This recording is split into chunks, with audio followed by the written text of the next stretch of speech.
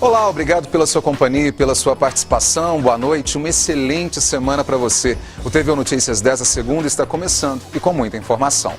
Chuvas frequentes e com intervalos de tempo, um prato cheio para a proliferação do mosquito transmissor da dengue. Mudanças nas regras para quem viaja de avião. Saiba tudo em uma reportagem especial para você garantir uma viagem tranquila. E ainda sobre viagens, houve uma queda de quase 40% na venda de pacotes turísticos. Tem muito mais informação para você no TVU Notícias, que começa agora.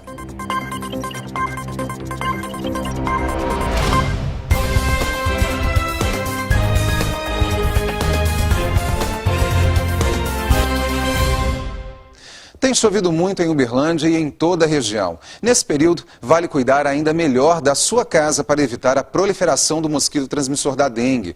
O maior problema é que tem chovido muito e com intervalos de tempo. Assim, a água fica parada, que é um ambiente ideal para a multiplicação dos mosquitos. Os agentes estão nas ruas.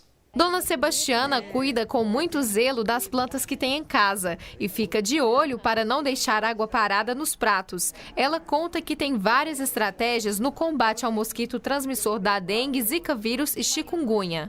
Tá olhando, né? Molhar a planta, tirar a água, né? Não é igual a geladeira lá em casa, não dá água, daqui também não tem água, você entendeu? É seca, né? Então essas mínimas coisas, né? Garrafas, né? Pôr de boca para baixo.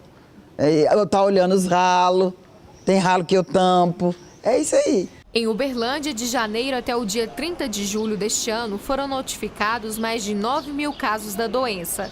E de julho até agora, são 283 casos. Em outubro, o levantamento de índice rápido de Aedes aegypti, Lira, mostrou que 2,1% dos imóveis pesquisados tinham focos de reprodução do mosquito. Após esse Lira, nós já tivemos ações E baseado nessas ações, agora a gente entra no período mais crítico, mais de risco, porque é o período de meio de chuva, início de verão. Então a gente aumenta esse alerta, essa preocupação com esses possíveis criadouros. Porque além do verão estar iniciando agora também, as pessoas vão viajar por férias e acabam abandonando as casas, deixando essas casas sozinhas. Então tem que ter um cuidado maior de evitar que deixe também esses criadouros. Para evitar uma epidemia na cidade, o trabalho de campo dos agentes de controle de zoonoses continua, mas está reduzido de 170 agentes para 90. A prefeitura ainda não renovou o contrato, que tem a duração de 6 meses. Hoje nós temos um número de servidor reduzido do trabalho de campo. Nós desligamos servidores contratados, que venceram esses contratos no final de novembro, dezembro. Então nós estamos trabalhando com um número muito reduzido. Assim que se iniciar 2017, iremos correr atrás de providenciar essa nova contratação. Em Uberlândia, só em dezembro foram notificados 33 casos de dengue. Apesar do número parecer pequeno, a população precisa ajudar no combate, pois com a chegada da chuva e do verão, aumenta a possibilidade do crescimento do vetor, o mosquito Aedes aegypti. Nós sabemos que estamos trabalhando com 3 enfermidades. Antigamente se falava somente em dengue, hoje a dengue acaba indo para 3º lugar, porque quando falamos de zika, o caso mais grave, é eterno, é para sempre. Quando falamos de chikungunya, em média 2 anos com a doença. E dengue, se não agravar, é 1 semana. Então, querendo ou não, dos males, a dengue hoje acaba sendo o menor desses males. Então a gente tem que ter essa preocupação com os nossos familiares, com as nossas crianças, com os nossos idosos, porque depois que contraiu a doença, não tem como mais reclamar ou buscar. Então é melhor evitar. Hoje a busca do programa da dengue é a busca de evitar que isso aconteça. Para ninguém correr risco de sofrer com a doença, o segredo é trabalhar em equipe. Pedir à população, né, para estar ajudando. Porque você cuida, se o vizinho não cuidar, não resolve, não é? É isso aí. Choveu pouco no fim de semana e a segunda começou ensolarada em Uberlândia. Confira agora como fica o tempo para esta terça-feira. Em Uberlândia, o sol aparece tímido entre nuvens. A máxima prevista é de 29 graus e a mínima de 21. Vamos saber como fica o tempo em outras cidades da região.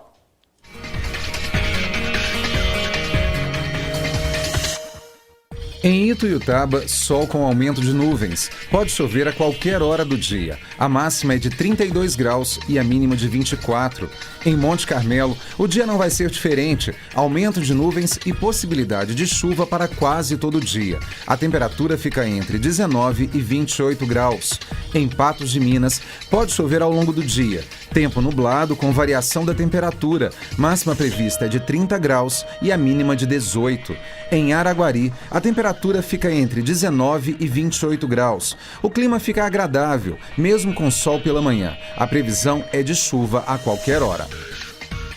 Agora vamos falar de saúde. Você sabe o que é bursite? Sofre desse mal ou conhece alguém que reclama das dores comuns da doença? Existem algumas causas relacionadas ao estilo de vida, com o envelhecimento também se torna mais comum e outras doenças podem ajudar a desencadear a bursite. Mas quem vai falar mais sobre a doença é o Dr. Leandro Gomide, médico ortopedista. Dr. Leandro, muito obrigado pela presença aqui hoje. E eu já faço a pergunta, quer dizer, é um problema comum entre as pessoas, entre os sexos? Como é que a gente pode avaliar a bursite? Tá, então eu queria falar uma coisa que é muito pertinente à atualidade e que não era muito comum no passado. Então, a pessoa que fala que ela tem bursite no ombro, então a gente tem que saber realmente se é uma bursite mesmo. Porque no passado a gente não tinha ressonância magnética, tá? E com o advento desse exame, a gente conseguiu olhar por dentro dessa articulação o que realmente está acontecendo. E geralmente o que acontece é uma lesão no tendão.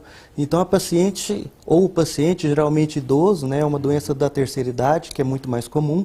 Geralmente esse paciente ele tem uma dor no ombro, essa dor é proveniente de uma lesão num tendão, tá? E esse tendão que ele tem um contato com a bursa, que geralmente dá a chamada bursite, inflama também. Ou seja, o tendão machuca e inflama. E a bursa que está encostada nesse tendão, ela vai inflamar também. Então a gente tem que saber, na verdade, realmente se é bursite ou se não é bursite. A gente sabe que hábitos ideais de vida são importantes para qualquer tipo de prevenção de doença. Isso. Mas, por exemplo, nesse caso, um atleta ele levaria desvantagem nisso? Porque tem o exercício físico feito repetidamente, é muito intenso a carga de treino também, a exploração de determinados músculos. O atleta, como é que ele fica nessa relação? Essa é uma boa pergunta. A gente não pode ser nem 8, nem 80. Não pode ser totalmente sedentário, mas também não adianta ficar fazendo exercício 8 horas por dia, né? Ser um super atleta, que esse também atleta, ele tem muita lesão. Então o ideal é a gente fazer um fortalecimento de musculatura e tendões, né? Por volta de 3 a 4 vezes por semana. Esse seria o ideal. Dia sim, dia não. Se a pessoa conseguir uma frequência boa, igual a essa, ela vai conseguir fortalecer esse tendão, tá? E esse tendão ele vai ser um tendão mais forte, um tendão que não vai ter lesão, certo? Então, isso serve para tendão do ombro, tendões das pernas, né? Os tendões dos antebraços, que é muito comum, as pessoas que digitam muito, que é uma atividade repetitiva, cabeleireiro, que usa muita tesoura, essas que trabalham nessas grandes empresas, que faz muito exercício repetitivo. Então, o ideal seria ela fortalecer. Né? E na medicina tudo está baseado na prevenção. Se a pessoa consegue prevenir, né, ela vai ter uma qualidade de vida muito melhor. E prevenir tendão é fortalecer o mesmo. Você falou em prevenção, eu acho fundamental a gente falar que o diagnóstico ele é mais comum na terceira idade, mas se a gente pode se preocupar desde cedo, é mais importante, quer dizer, os hábitos ideais de vida, exercícios repetitivos, ou a própria profissão, que às vezes exige também a movimentação de determinados músculos repetidamente. O que a gente pode falar sobre isso? O que a gente fala é que nós estamos numa época, né, que o exercício físico está na moda, né? Na época dos nossos pais era fumar, né? Fumar que era elegante e tal. Agora não, agora é exercício físico, né?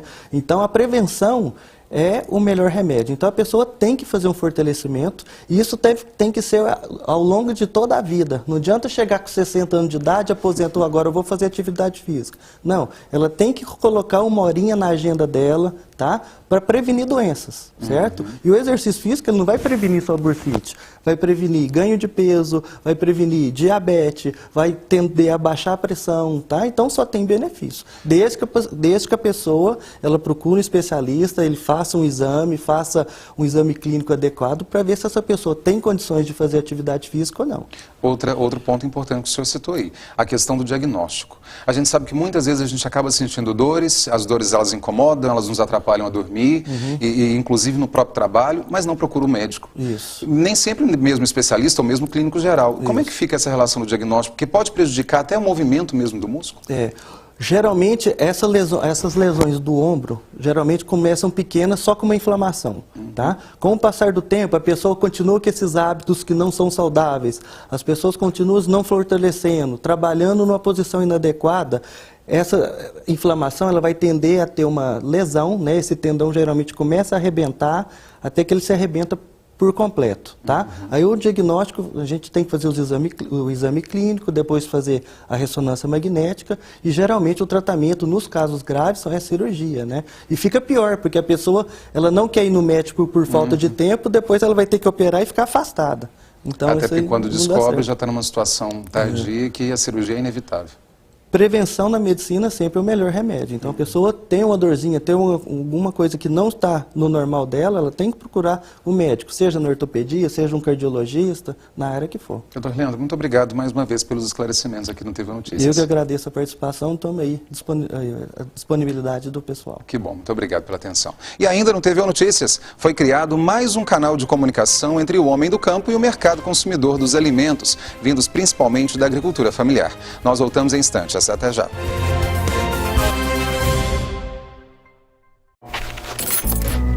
Volta, te imploro, não me deixe aqui ligada, sozinha com a casa iluminada, desperdiçando assim a minha luz. Se liga, meu amor, me desliga, por favor, não posso suportar tamanha dor. Se liga. Use a energia de forma consciente. O planeta agradece. Volta.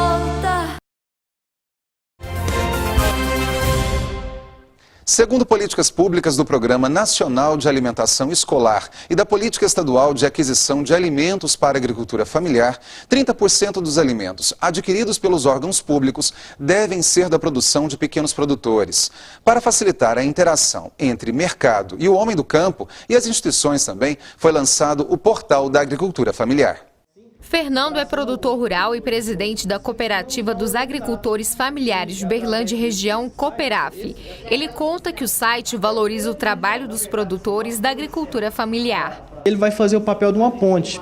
Ele vai ligar municípios que estão procurando comprar da agricultura familiar, que necessitam comprar e não tem esse fornecimento em sua cidade, com entidades igual a Cooperaf, que fornece para outros municípios também. Então ele vai ligar, vai juntar, né, a fome com a vontade de comer, a nossa vontade de vender e a necessidade do município comprar para poder estar seguindo a legislação. O site é uma ferramenta para aproximar os produtores e compradores de instituições que participam do Programa Nacional de Alimentação Escolar PENAI. Estratégia que ajuda no aumento das vendas e na facilidade para encontrar os produtos de acordo com a região do estado. O principal objetivo nosso, Emater MG, é cadastrar os agricultores familiares com sua produção, início, meio e fim. Então ficarão disponíveis no site para acesso, livre acesso para as instituições que compram, né, principalmente as escolas estaduais, mas não só para as escolas estaduais, pode ser escolas municipais, as secretarias de educação municipal, os órgãos federais também que compram através do PENAI, né, o mínimo dos 30% vindo da agricultura familiar. O endereço da página é www.portaldaagriculturafamiliar.mg.gov.br. Até o momento, 3.500 produtores do estado de Minas Gerais e 130 de Uberlândia estão cadastrados. O site é resultado de uma parceria entre a Emater Minas Gerais e as Secretarias de Desenvolvimento Agrário e Educação. Gilberto explica que o portal foi lançado em comemoração aos 68 anos da Emater e Dia Nacional do Extensionista Rural. Nosso trabalho, de maneira geral, é atender o produtor rural, principalmente o agricultor familiar, nos diversos segmentos, seja no crédito rural, seja de orientações técnicas da produção, olericultura, fruticultura, piscicultura, bovinocultura de leite, as culturas de maneira geral, processamento artesanal da produção, agroindústrias familiares, ou seja, da atividade rural como um todo. Então nós fazemos esse trabalho no nosso dia a dia, o ano todo, nos municípios, na verdade em 790 municípios do estado de Minas Gerais. Fernando conta que a Cooperaf tem 263 cooperados das regiões do Triângulo Mineiro e Alto Paranaíba e acredita que o site pode ajudar a aumentar o lucro das vendas em 2017. Esse ano a gente vai aproximar as vendas em torno de R$2 milhões. E isso é um volume expressivo, só que é pequeno ainda perto do que a gente pode trabalhar. Com certeza, através do site, a gente pode multiplicar o nosso alcance. E 5 vezes eu falo assim que é uma coisa possível de ser alcançada, sim, em virtude dos novos municípios que vão ser alcançados. A gente volta a falar de saúde, a osteoporose, que é a perda acelerada de massa óssea e que ocorre com o envelhecimento. Nós vamos falar de sintomas, tratamento e principalmente prevenção com o Dr. Carmo de Freitas, que é médico reumatologista, está com a gente aqui no estúdio. Muito obrigado, senhor, pela presença. Muito obrigado. Falando sobre a doença, a gente sabe que aparentemente já é conhecida pela maioria, mas ainda tem alguns mitos, algumas verdades e alguns tabus também. O que a gente pode falar de verdade que é a osteoporose e como ela atinge a nossa população, doutor Carmo? Osteoporose é uma doença que está ficando atual por causa da inatividade física. É uma doença osteometabólica, depende do organismo, então o organismo produz e destrói a massa óssea. Quando a destruição é maior que a produção, aí desencadeia a osteoporose. Quando a pessoa é jovem, então já existe o estrógeno, que é o hormônio feminino, então vai acumulando a massa óssea no decorrer da vida. Evidentemente, além do hormônio, existe a alimentação correta, adequada e atividade física. A partir de uma certa época, que entra, por exemplo, na mulher, que é mais comum na menopausa, ela vai diminuir a produção do estrógeno e ela, por consequência, vai perder a massa óssea. Então, a destruição fica maior que a produção. Basicamente é isso. Tem algum fator hereditário ou genético ligado aí? Quem tem, por exemplo, um antecedente na família que diagnosticou a doença tem que tomar mais cuidado? Você não é da doença, mas é da predisposição. Você tem um histórico familiar, uma predisposição. Então, aquela pessoa que já tem o histórico, obviamente, ela vai ter que ter um cuidado maior, prestar atenção na atividade física, na alimentação. Inclusive, aquelas pessoas mais franzinas são mais predispostas a ter osteoporose. O importante é falar da osteoporose é porque ela é uma doença silenciosa. Nós falamos de osteoporose, que é perda de massa óssea, que está diminuindo a massa óssea, mas ninguém está sentindo nada. E a pessoa vive numa boa muitos anos. Vive numa boa, até fraturar. Aí que dói e sente. Então, o que faz? Qualquer pessoa faz um check-up periódico, naquela pessoa de determinada idade, está na menopausa, está no início da menopausa, ou então o mesmo homem, ele deve fazer uma avaliação clínica e laboratorial da situação orgânica dele. Como é que está a massa óssea? Para isso existe a densitometria. Que antigamente a gente fazia avaliação pelo raio-x, nós achávamos que estava muito bem e, na verdade, a produção de massa óssea estava reduzida. Como é que a gente fala do atendimento pelo SUS? A gente sabe que, claro, o ideal seria que toda a população tivesse um acesso com qualidade, médicos bons e podendo fazer todos os exames. Mas pelo SUS, pela rede pública, é possível fazer todos os exames e ter um tratamento adequado? Não, creio que não tem a densitometria. Não existe a densitometria. Mas o problema do SUS é a qualidade do atendimento, não é do profissional. O volume de atendimento é muito grande. Não dá para o médico, naquele curto espaço de tempo, conhecer a pessoa. E muitas vezes a pessoa também ela não está escolhendo o médico dela, é o médico que está disponível. E uma vez solicitado o exame, nem sempre o próximo atendimento será do mesmo médico, será de um outro. Então está reiniciando outra avaliação.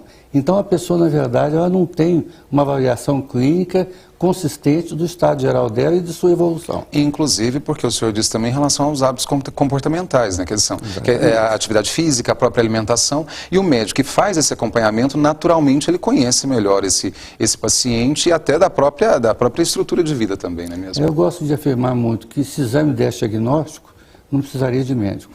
Então o médico tem que conhecer não só o corpo do paciente e como é aquela pessoa, como é que é a vida dela, como é que está organizando a vida dela.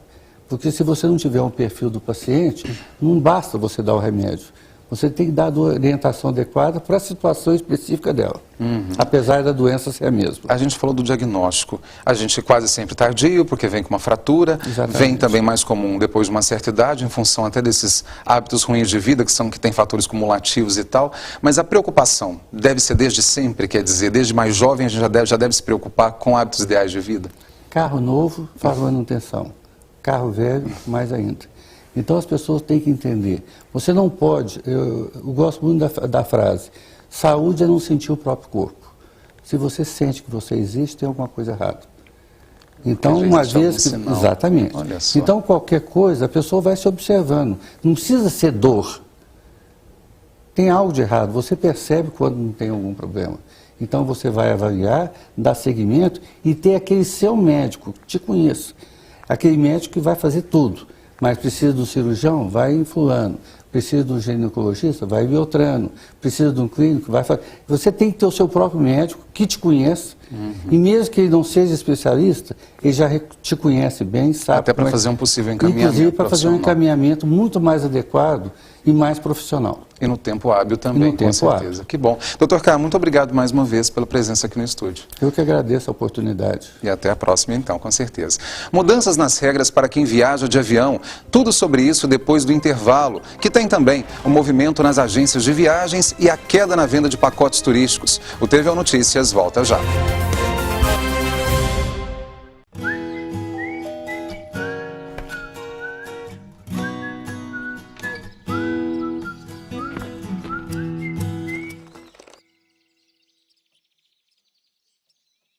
Nossa, do jeitinho que eu imaginava.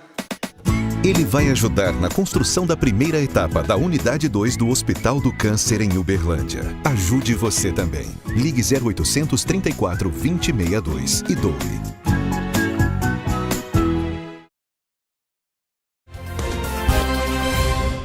A Agência Nacional de Aviação Civil anunciou novas regras para o setor aéreo. Bagagens, prazos e multas para alterações e cancelamentos e indenizações vão ser alterados a partir de março do ano que vem. A principal mudança está nas bagagens despachadas. Atualmente, as empresas são obrigadas a oferecer gratuitamente uma franquia de 23 quilos para passageiros de voos domésticos. A partir de 14 de março, as companhias aéreas poderão cobrar pelo serviço. O peso da bagagem de mão também mudou. Passa de 5 para 10 quilos, observando os limites de segurança.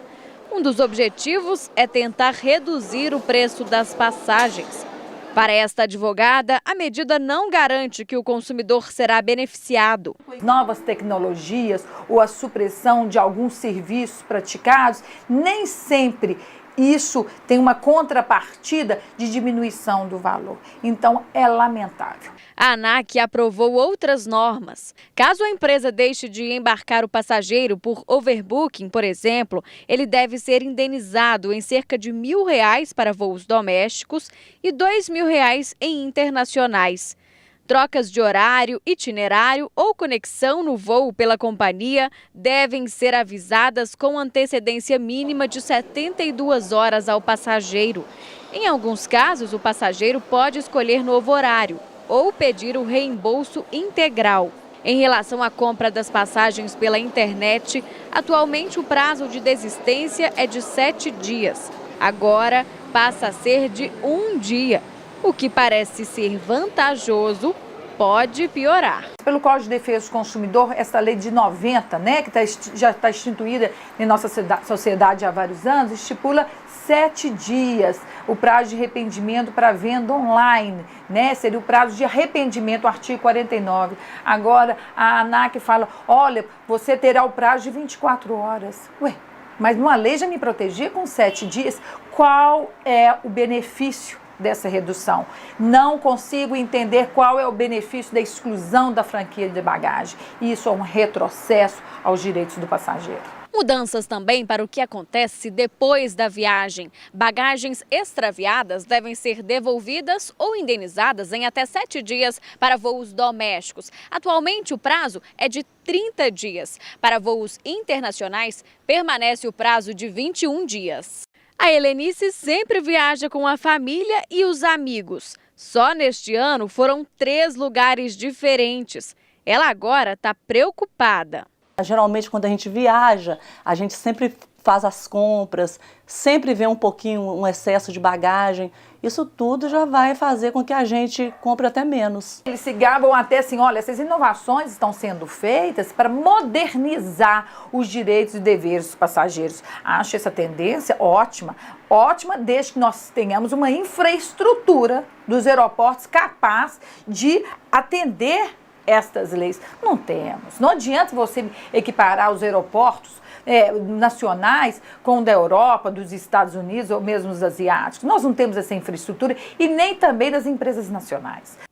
E quem está tirando o passaporte vai ter que esperar mais um pouco para receber o documento. De acordo com a Polícia Federal, a Casa da Moeda está com um problema na confecção deles e o prazo de 6 dias úteis para a entrega não será cumprido. Tradicionalmente, os meses de dezembro e janeiro são os melhores para as agências de viagem. Muitas famílias até antecipam as compras de pacotes para chegar nessa época com boa parte da viagem já paga. Mas em função da crise econômica, o setor de viagens também foi atingido. Muita gente foi obrigada a deixar o tão sonhado passeio para depois. Célia vai sair de férias com a família em abril e, para conseguir um bom pacote e melhor forma de pagamento, resolveu se planejar com antecedência. Apesar do fim do ano ser o tradicional período de festas, conta que vai ficar em casa e viajar apenas em 2017. Fim do ano, mais família, a gente tem família fora que vem para cá, né? Então a gente vai reunir aqui mesmo.